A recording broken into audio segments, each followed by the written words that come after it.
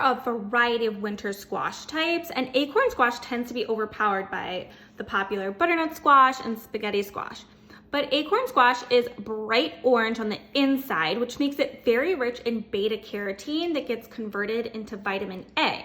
It's also rich in potassium and magnesium, which are both important in our heart and muscular health.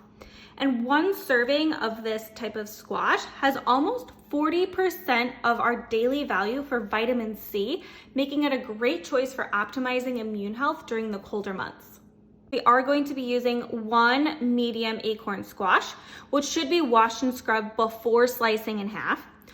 You also need 1 tablespoon of olive oil or avocado oil, so your choice.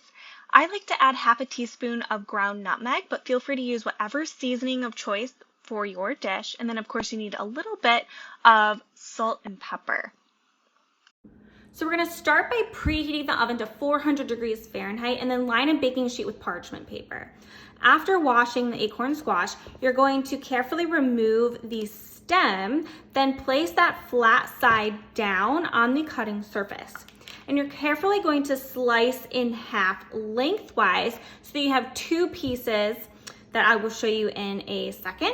And then we will take a large spoon to scoop out the seeds.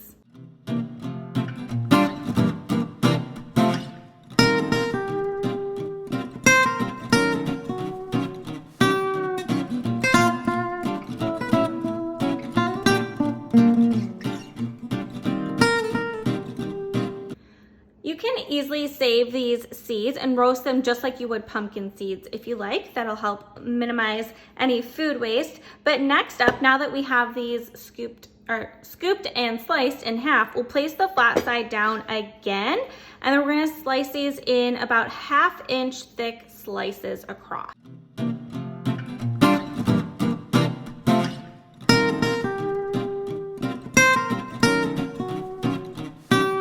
From here, you also have the option to just slice these in half again so that they are quartered. So after your squash is cut, we're gonna arrange it in a single layer on the baking sheet.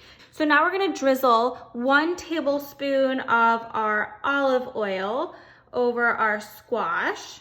And then we'll add our seasonings of ground nutmeg and salt and pepper.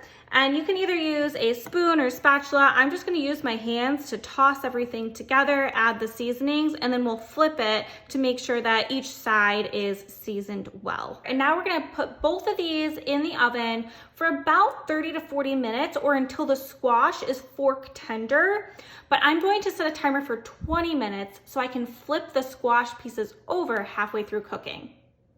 Okay, so I went to check on these around 20 minutes and they were just about done. So because I chopped my acorn squash a little thinner and into smaller pieces, they didn't take quite as long. So just know that depending on the size of your squash, it could take between 20 and 40 minutes.